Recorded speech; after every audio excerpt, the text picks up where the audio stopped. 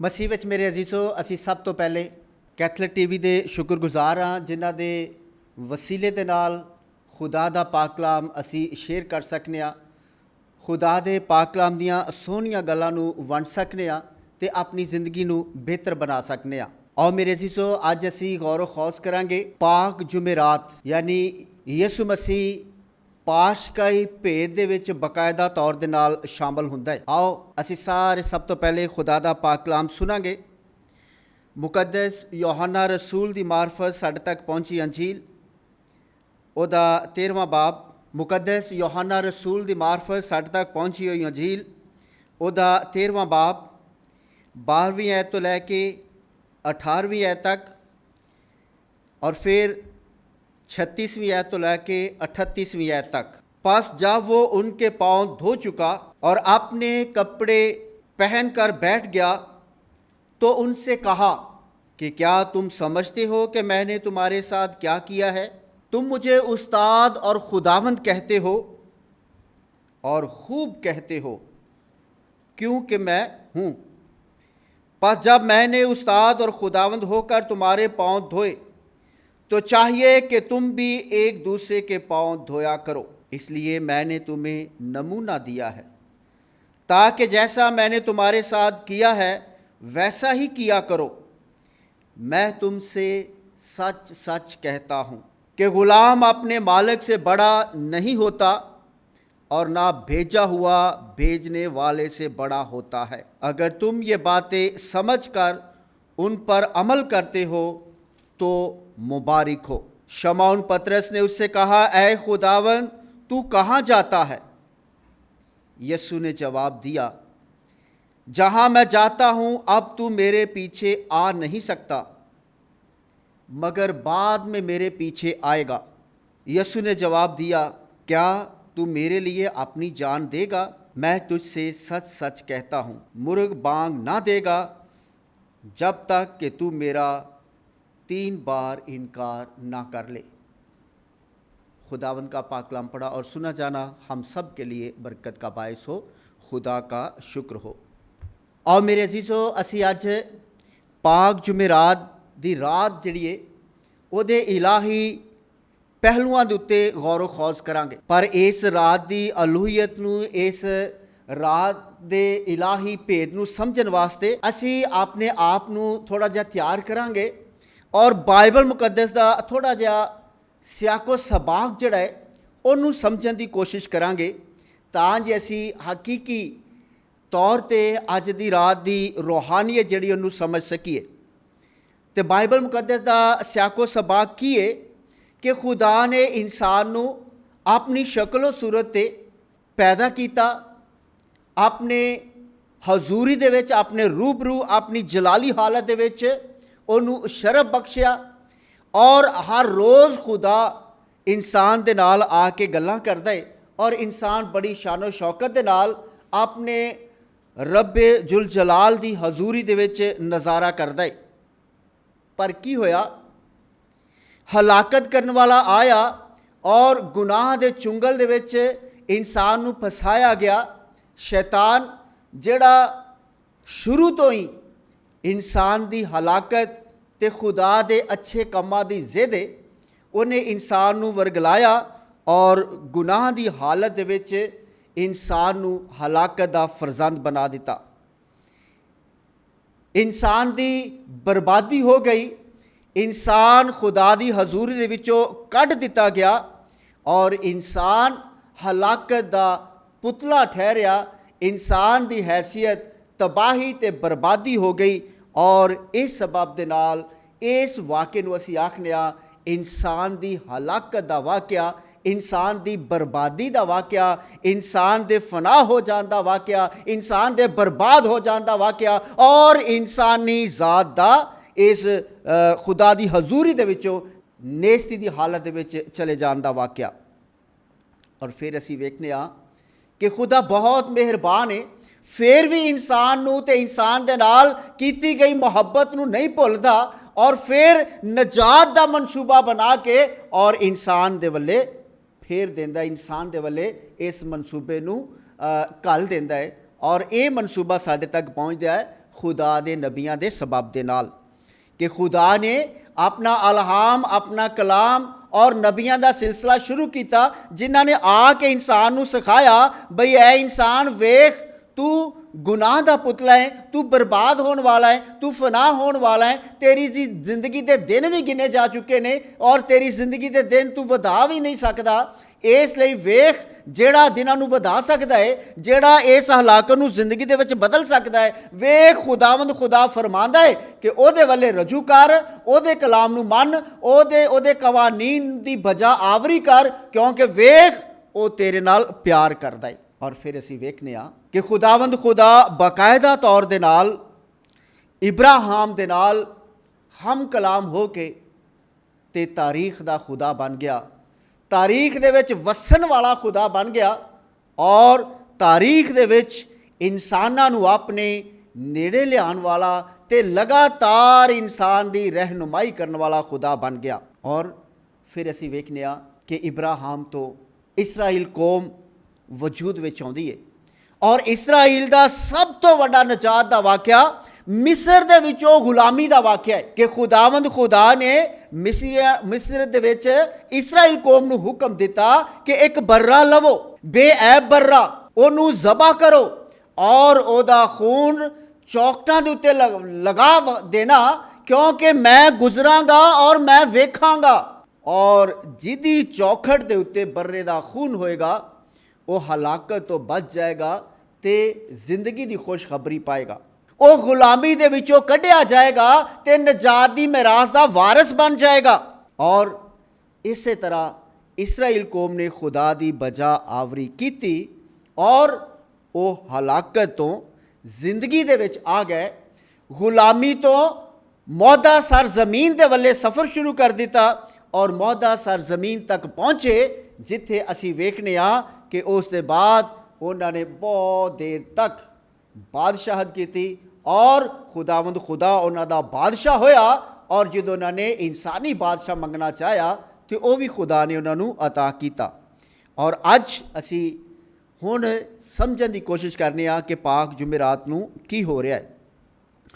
ਪਾਕ ਜੁਮੇਰਾਤ ਨੂੰ ਅਸਲ ਦੇ ਵਿੱਚ ਉਹੀ ਵੇਲਾ, ਉਹੀ ਘੜੀ ਦੀ ਯਾਦ ਮਨਾਈ ਜਾ ਰਹੀ ਹੈ ਜਦੋਂ ਯਿਸੂ ਮਸੀਹ ਵਾਅਦਾ ਕਰਦਾ ਹੈ ਕਿ ਮੈਂ ਬਰਰੇ ਦੇ ਖੂਨ ਦੇ ਸਬਬ ਦੇ ਨਾਲ ਔਰ ਬਰਰਾ ਗਵਾਹ ਹੋਏਗਾ, ਉਹਦਾ ਖੂਨ ਗਵਾਹ ਹੋਏਗਾ ਔਰ ਮੈਂ ਤੁਹਾਨੂੰ ਗੁਲਾਮੀ ਤੋਂ ਰਿਹਾਈ ਦੇ ਵਿੱਚ ਲੈ ਕੇ ਜਾਵਾਂਗਾ। ਪਰ ਅੱਜ ਇਹ ਫਸਾ ਜਿਹੜੀ ਹੈ ਜਿਹਨੂੰ ਯਹੂਦੀ ਮਨਾ ਰਹੇ ਨੇ, ਅੱਜ ਯਿਸੂ ਮਸੀਹ ਵੀ ਫਸਾ ਮਨਾ ਰਿਹਾ ਹੈ, ਪਰ ਇਸ ਫਸਾ ਨੂੰ ਨਵੀਂ ਫਸਾ ਬਣਾ ਦਿੰਦਾ ਹੈ। ਔਰ ਅੱਜ ਜਿਵੇਂ ਅਸੀਂ ਖਜੂਰੀ ਇਤਵਾਰ 'ਤੇ ਵੇਖਿਆ ਕਿ ਬੜੀ ਸ਼ਾਨੋ ਸ਼ੌਕਤ ਦੇ ਨਾਲ ਖੁਦਾਵੰਦ ਯਿਸੂ ਮਸੀਹ ਪਾਸ਼ਕਾਈ ਭੇਦ ਦੇ ਵੱਲੇ ਵੱਧਦਾ ਹੈ।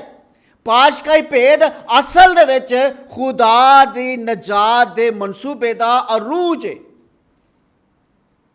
ਯਿਸੂ ਮਸੀਹ ਦੀ ਜ਼ਿੰਦਗੀ ਦਾ ਅਸਲ ਮਕਸਦ ਹੈ। ਯਿਸੂ ਮਸੀਹ ਦੀ ਜ਼ਿੰਦਗੀ ਦਾ ਖੁਲਾਸਾ ਵੇ। ਕਿਉਂ ਜੇ ਪਾਸ਼ਕਾਈ ਭੇਦ ਦੇ ਵਿੱਚੋਂ ਯਿਸੂ ਮਸੀਹ ਗੁਜ਼ਰ ਕੇ ਤੇ ਆ ਪੂਰੀ ਨਸਲੇ ਇਨਸਾਨੀ ਨੂੰ ਇਸ ਭੇਦ ਦੇ ਵਿੱਚੋਂ ਗੁਜ਼ਾਰ ਕੇ ਤੇ ਜਲਾਲੀ ਮਿਰਾਸ ਤੱਕ ਲੈ ਕੇ ਜਾਂਦਾ ਹੈ। ਤੇ ਇਹਦੇ ਪਾਸ਼ਕਾਈ ਭੇਦ ਕੀ ਹੈ? ਯਿਸੂ ਮਸੀਹ ਦਾ ਦੁੱਖ ਉਠਾਣਾ, ਜਿਹਦਾ ਨਜ਼ਾਰਾ ਅਸੀਂ ਅੱਜ ਰਾਤ ਕਰਨੇ ਆ, ਜਿਹਦੇ ਤੇ ਧਿਆਨੋ ਗਿਆਨ ਅੱਜ ਰਾਤ ਅਸੀਂ ਕਰਨੇ ਆ। ਔਰ ਦੂਸਰਾ ਅਹਿਮ ਨੁਕਤਾ ਕੀ ਹੈ? ਯਿਸੂ ਮਸੀਹ ਦਾ ਮਸਲੂਬ ਹੋਣਾ, ਜਿਹੜਾ ਅਸੀਂ ਕੱਲ੍ਹ ਵੇਖਾਂਗੇ। ਔਰ ਯਿਸੂ ਮਸੀਹ ਦਾ ਜੀ ਉੱਠਣਾ, ਜਦੋਂ ਅਸੀਂ ਉਹਦੇ ਜੀ ਉੱਠਣ ਦਾ ਜਸ਼ਨ ਮਨਾਵਾਂਗੇ। ਔਰ ਫਿਰ ਯਿਸੂ ਮਸੀਹ ਦਾ ਜ਼ਿੰਦਾ ਆਸਮਾਨ 'ਤੇ ਉਠਾਇਆ ਜਾਣਾ ਕਿ ਉਹ ਉਸੇ ਤਖਤੋ ਤਾਜ ਦਾ ਮਾਲਕ ਹੈ, ਜਿਹੜਾ ਤਖਤੋ ਤਾਜ ਛੱਡ ਕੇ ਤੇ ਬਾਪ ਦੀ ਮਰਜ਼ੀ ਪੂਰੀ ਕਰਨ ਵਾਸਤੇ ਸਾਡੇ ਵਿੱਚ ਆਇਆ। ਔਰ ਫਿਰ ਅਸੀਂ ਵੇਖਦੇ ਹਾਂ ਰੂਲ ਕੁਦਸ, ਜਿਹਦੇ ਸਬਬ ਦੇ ਨਾਲ ਦੁਨੀਆ ਦੀ ਇੰਤਹਾ ਤੱਕ ਕਲੀਸਿਆ ਇਸ ਪਾਸ਼ਕਾਈ ਭੇਦ ਦੀ ਗਵਾਹ ਬਣ ਕੇ ਤੇ ਨਜਾਤ ਨੂੰ ਵੰਡਦੀ ਹੈ। ਅੱਜ ਅਸਲ ਦੇ ਵਿੱਚ ਪਾਸ਼ਕਾਈ ਭੇਦ ਦਾ ਆਗਾਜ਼ ਹੋ ਰਿਹਾ ਹੈ। ਪਾਸ਼ਕਾਈ ਭੇਦ ਦਾ ਪਹਿਲਾ ਨੁਕਤਾ ਜਿਹੜਾ ਹੈ, ਪਹਿਲੀ ਸੱਚਾਈ ਜਿਹੜੀ ਹੈ, ਅੱਜ ਉਹਦੇ ਉੱਤੇ ਗੌਰ ਤੇ ਖੌਜ਼ ਕਰਨ ਦਾ ਦਿਨ ਹੈ। ਅੱਜ ਦੀ ਸ਼ਾਮ ਉਹਦੇ ਉੱਤੇ ਗੌਰ ਖੌਜ਼ ਕਰਨ ਦੀ ਸ਼ਾਮ ਹੈ। ਅੱਜ ਦੀ ਰਾਤ ਯਿਸੂ ਮਸੀਹ ਦੇ ਨਾਲ ਸ਼ਾਮਲ ਹੋ ਕੇ ਤੇ ਇਲਾਹੀ ਭੇਦਾਂ ਦੇ ਉੱਤੇ ਗੌਰ ਖੌਜ਼ ਕਰਨ ਦੀ ਰਾਤ ਹੈ। ਮੇਰੇ ਅਜ਼ੀਜ਼ੋ, ਅੱਜ ਅਸੀਂ ਦੋ ਤਿੰਨ ਅਹਿਮ ਚੀਜ਼ਾਂ ਜਿਹੜੀਆਂ ਨੇ ਉੱਤੇ ਗੌਰ ਖੌਸ ਕਰਾਂਗੇ। ਔਰ ਉਹਦੇ ਵਿੱਚੋਂ ਪਹਿਲੀ ਗੱਲ ਯਿਸੂ ਮਸੀਹ ਦਾ ਆਪਣੇ ਸ਼ਾਗਿਰਦਾਂ ਦਾ ਪੈਰ ਧੋਣਾ। ਜਦੋਂ ਦੀ ਦੁਨੀਆ ਦੇ ਉੱਤੇ ਗੁਰੂ ਅਤੇ ਉਸਤਾਦ ਦਾ ਰਿਸ਼ਤਾ ਕਾਇਮ ਹੋਇਆ ਹੈ, ਉਸਤਾਦ ਅਤੇ ਸ਼ਾਗਿਰਦ ਦਾ ਰਿਸ਼ਤਾ ਕਾਇਮ ਹੋਇਆ ਹੈ, ਦੁਨੀਆ ਦੀ ਤਾਰੀਖ ਪੜ੍ਹ ਕੇ ਵੇਖੀਏ ਤੇ ਗਵਾਹ ਹੈ ਕਿ ਸ਼ਾਗਿਰਦ ਦਾ ਕੰਮ ਕੀ ਹੁੰਦਾ ਸੀ। ਆਪਣੇ ਗੁਰੂ ਦੇ ਕਦਮਾਂ ਨੂੰ ਵੇਖਣਾ ਤੇ ਆਪਣੇ ਗੁਰੂ ਦੇ ਕਦਮਾਂ ਦੇ ਵਿੱਚ ਜਿਹੜੀਆਂ ਚੱਪਲੀਆਂ ਤੇ ਜਿਹੜੀਆਂ ਜੁੱਤੀਆਂ ਨੇ ਉਹਦਾ ਧਿਆਨ ਤੇ ਗਿਆਨ ਕਰਨਾ। ਕਿ ਜਦੋਂ ਉਸਤਾਦ ਕਿਸੇ ਜਗ੍ਹਾ 'ਤੇ ਤਾਲੀਮ ਦੇਣ ਵਾਸਤੇ ਜਾਂ ਕਿਸੇ ਪੁਰਪੜ 'ਤੇ ਬਹਿਣ ਵਾਸਤੇ ਆਪਣੀਆਂ ਜੁੱਤੀਆਂ ਉਤਾਰਦਾ ਹੈ ਤੇ ਚੇਲੇ ਤੇ ਸ਼ਾਗਿਰਦ ਦਾ ਕੰਮ ਹੈ ਸਭ ਤੋਂ ਪਹਿਲੇ ਉਹਨਾਂ ਨੂੰ ਸੰਭਾਲਣਾ ਔਰ ਜ਼ਰੂਰਤ ਦੇ ਵੇਲੇ ਆਪਣੇ ਉਸਤਾਦ ਦੇ ਪੈਰ ਤੇ ਹੱਥਾਂ ਨੂੰ ਧੁਲਾਣਾ। ਪਰ ਅੱਜ ਦੀ ਰਾਤ ਬੜਾ ਅਜੀਬ ਕੰਮ ਹੁੰਦਾ ਹੈ ਕਿ ਯਿਸੂ ਮਸੀਹ ਆਪਣਾ ਕਮਰਬੰਦ ਉਤਾਰ ਕੇ ਤੇ ਆਪਣੇ ਸ਼ਾਗਿਰਦਾਂ ਦੇ ਪੈਰ ਧੋਂਦਾ ਹੈ। ਇਹ ਮਾਸ਼ਰਤੀ ਤੌਰ 'ਤੇ ਮਾਸ਼ਰੇ ਦੇ ਅੰਦਰ ਤੌਰ ਤਰੀਕੇ ਦੇ ਮੁਤਾਬਕ ਬਹੁਤ ਹੀ ਅਜੀਬ ਗੱਲ ਸੀ। ਔਰ ਫਿਰ ਯਿਸੂ ਮਸੀਹ ਜਦੋਂ ਇਹ ਅਮਲ ਕਰ ਲੈਂਦਾ ਹੈ ਤੇ ਫਿਰ ਕਹਿੰਦਾ ਹੈ ਕਿ ਤੁਸੀਂ ਜਾਣਦੇ ਜੇ ਕਿ ਮੈਂ ਤੁਹਾਡੇ ਨਾਲ ਕੀ ਕੀਤਾ ਹੈ। ਤੁਸੀਂ ਮੈਨੂੰ ਉਸਤਾਦ ਆਖਦੇ ਜੇ, ਰਾਈਟ ਗੱਲ ਹੈ, ਠੀਕ ਗੱਲ ਹੈ, ਕਿਉਂਕਿ ਮੈਂ ਉਸਤਾਦ ਹੈ ਵਾਂ। ਤੁਸੀਂ ਮੈਨੂੰ ਖੁਦਾਵੰਦ ਆਖਦੇ ਜੇ, ਬਿਲਕੁਲ ਸੱਚੀ ਗੱਲ ਹੈ, ਸੁੱਚੀ ਗੱਲ ਹੈ, ਕਿਉਂਕਿ ਮੈਂ ਖੁਦਾਵੰਦ ਹੈ ਵਾਂ। ਪਰ ਜ਼ਰਾ ਗੌਰ ਕਰੋ ਕਿ ਮੈਂ ਉਸਤਾਦ ਹੋ ਕੇ, ਮੈਂ ਖੁਦਾਵੰਦ ਹੋ ਕੇ ਤੇ ਤੁਹਾਡੇ ਪੈਰ ਧੋਤੇ ਨੇ। ਮੈਂ ਤੁਹਾਨੂੰ ਨਮੂਨਾ ਦਿੱਤਾ ਹੈ ਤਾਂ ਜੇ ਤੁਸੀਂ ਵੀ ਇੱਕ ਦੂਸਰੇ ਦੇ ਨਾਲ ਇੰਜੀ ਕਰਿਆ ਕਰੋ।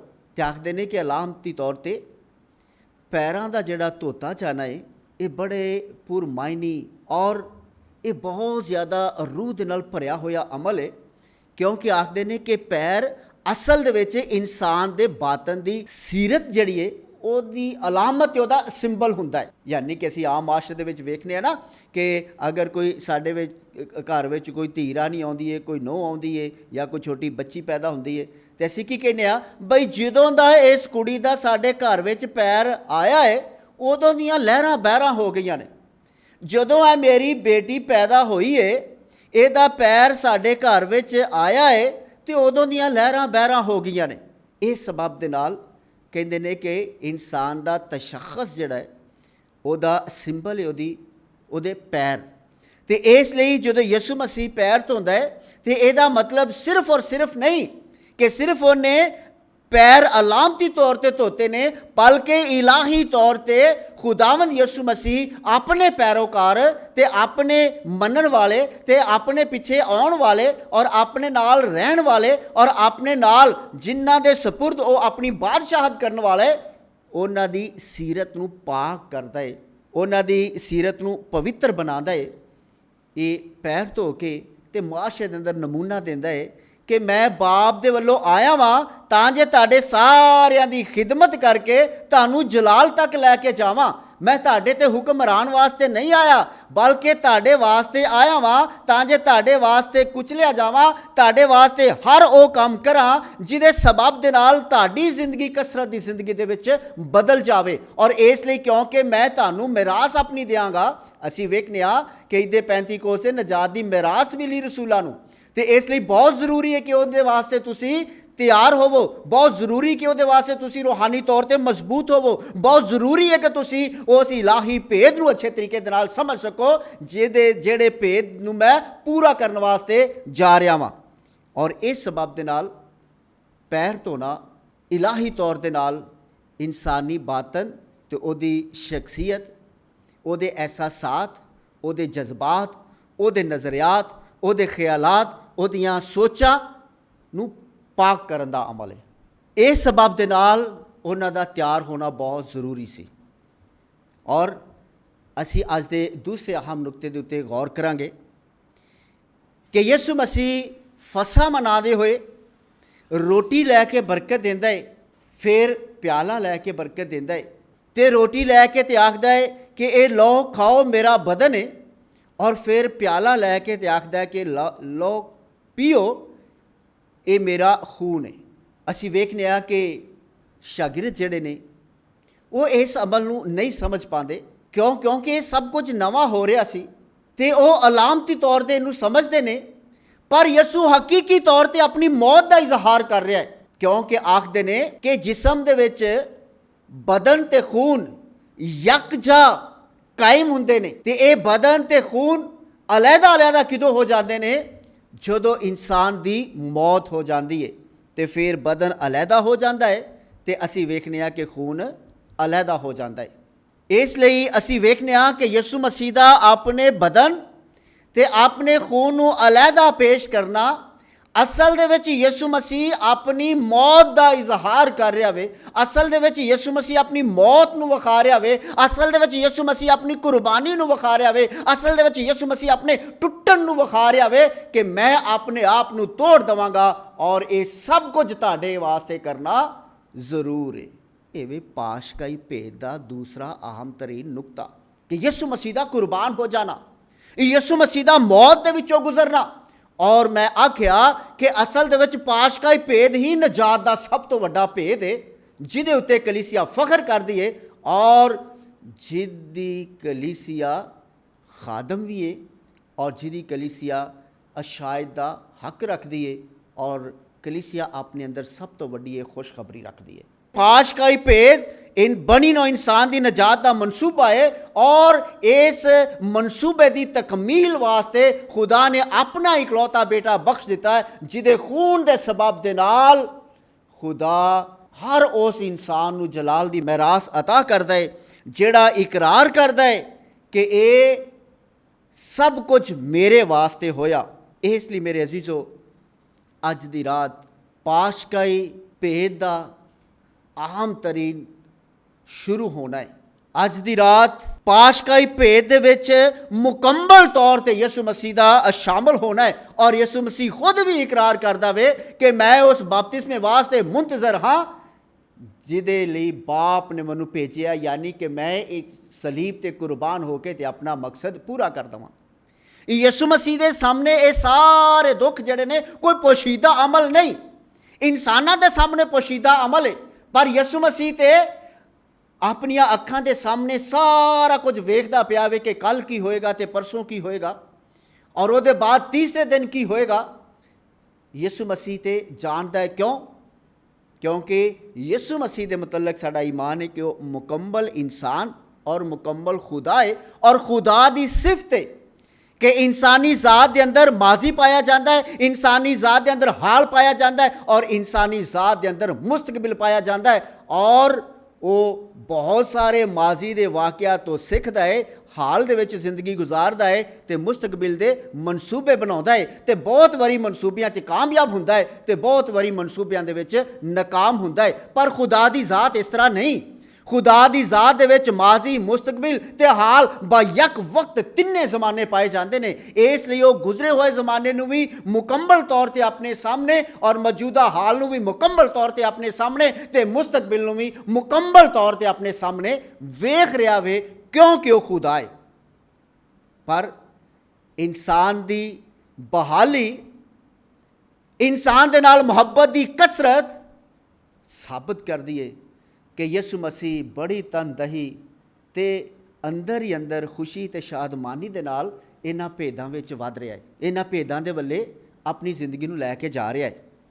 ਔਰ ਫਿਰ ਅਸੀਂ ਵੇਖਦੇ ਹਾਂ ਕਿ ਅੱਜ ਦੀ ਰਾਤ ਪਾਸ਼ਕਾਈ ਭੇਦ ਦਾ ਪਹਿਲਾ ਨੁਕਤਾ ਯਿਸੂ ਮਸੀਹ ਦਾ ਦੁੱਖ ਉਠਾਉਣਾ, ਕਿ ਯਿਸੂ ਮਸੀਹ ਜਦੋਂ ਗਤਸਮਨੀ ਬਾਗ ਵਿੱਚ ਆਇਆ ਹੈ ਅਤੇ ਆਖਦੇ ਨੇ ਕਿ ਯਿਸੂ ਮਸੀਹ ਜਦੋਂ ਦੁਆ ਕਰ ਰਿਹਾ ਸੀ ਅਤੇ ਚਮਕਦਾ ਹੋਇਆ ਚੰਨ, ਉਹਦੀਆਂ ਛੁਆਵਾਂ, ਉਹਦੀ ਰੋਸ਼ਨੀ ਯਿਸੂ ਦੇ ਚਿਹਰੇ 'ਤੇ ਪੈ ਰਹੀ ਸੀ ਅਤੇ ਯਿਸੂ ਮਸੀਹ ਦਾ ਚਿਹਰਾ ਚਮਕ ਰਿਹਾ ਸੀ ਔਰ ਯਿਸੂ ਮਸੀਹ ਦੇ ਚਿਹਰੇ ਦੇ ਉੱਤੇ ਪਸੀਨੇ ਦੀ ਸੂਰਤ ਦੇ ਵਿੱਚ ਮੋਟੀਆਂ-ਮੋਟੀਆਂ ਖੂਨ ਦੀਆਂ ਬੂੰਦਾਂ ਜਿਹੜੀਆਂ ਨੇ ਉਹ ਵੀ ਪੱਥਰ ਦੇ ਉੱਤੇ ਡਿੱਗਦੀਆਂ ਪਈਆਂ ਸਨ।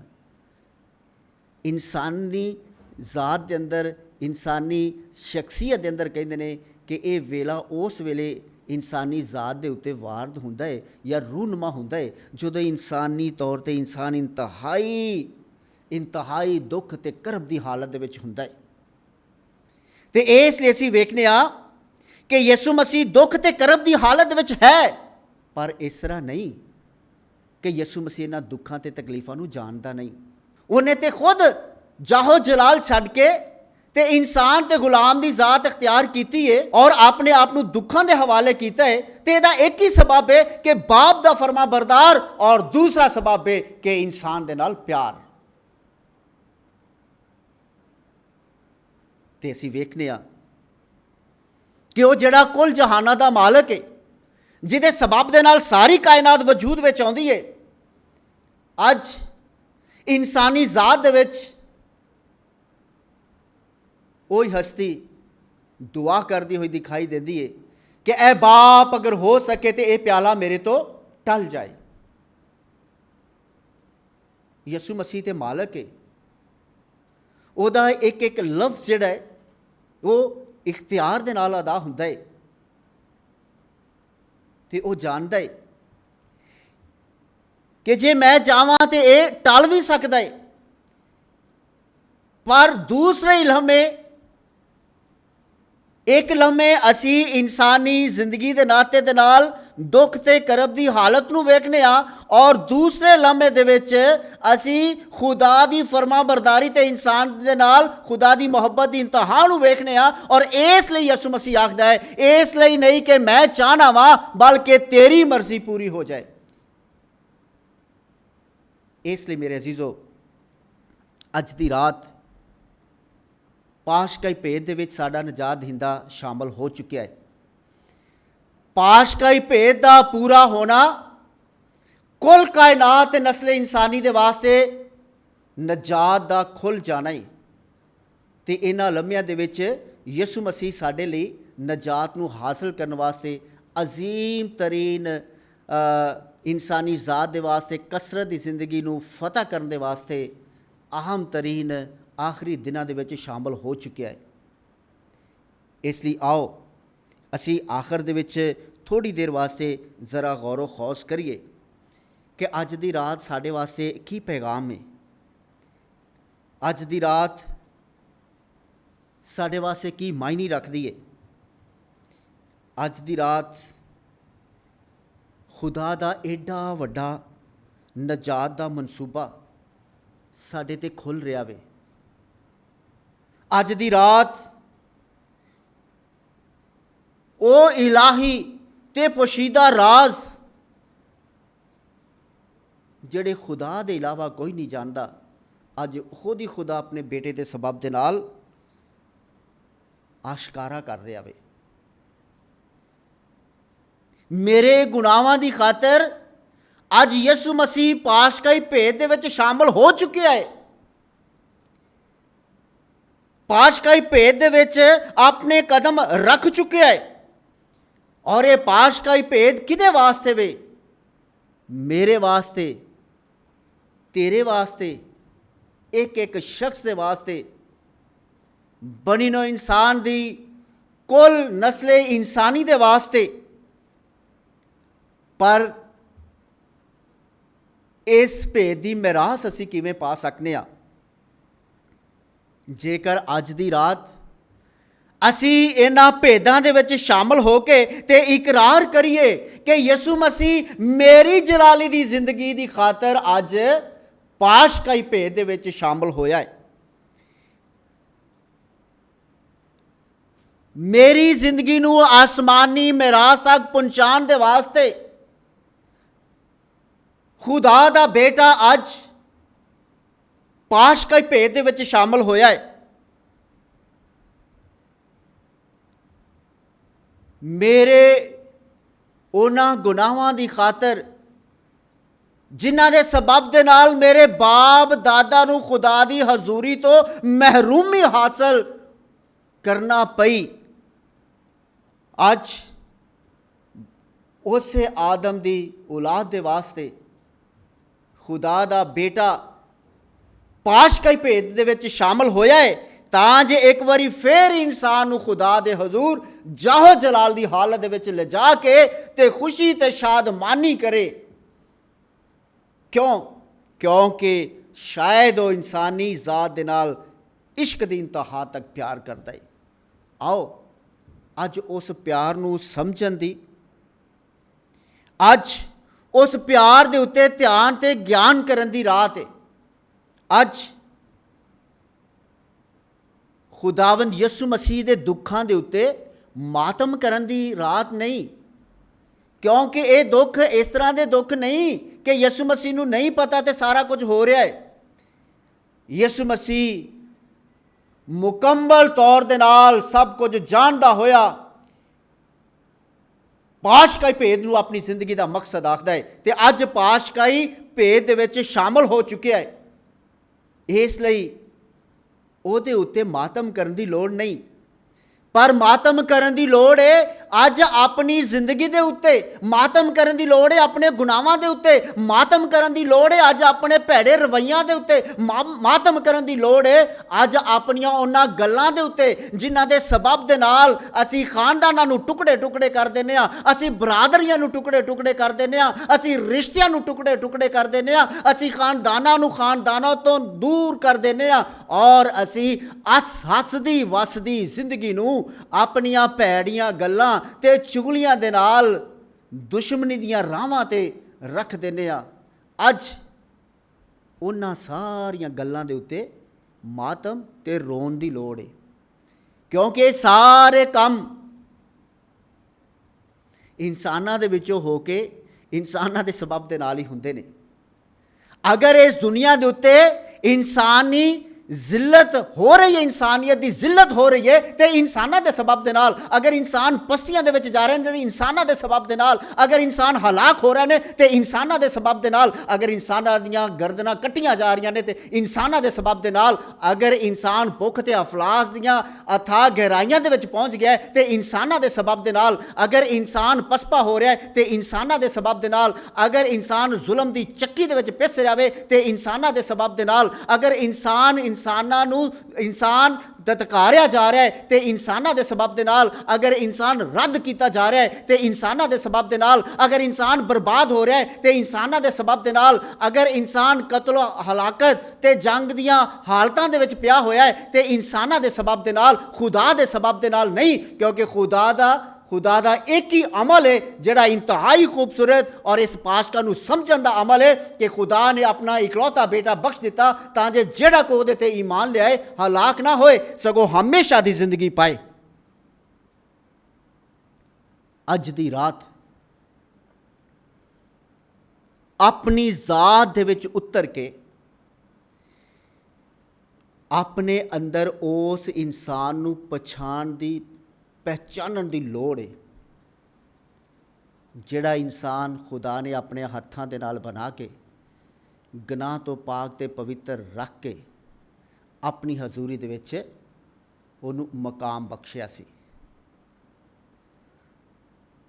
अज दी रात असल दे विच दोबारा इंसान नूं उस जिंदगी दे विच लियाण दे वास्ते खुदा दा बेटा पाशकाई भेद दे विच शामिल हो चुकिया है, और इस पाशकाई भेद का पूरा होना नस्ल इंसानी दे वास्ते खुशखबरी ते शादमानी है, और असी पाशकाई भेद की कामलीत के गवाह हाँ। इसलिए अज सोच विचार करन दी लोड़ है कि की असी उस बादशाह नूं अपना बादशाह मानने आ जिहड़ा अमन ते सलामती का बादशाह है,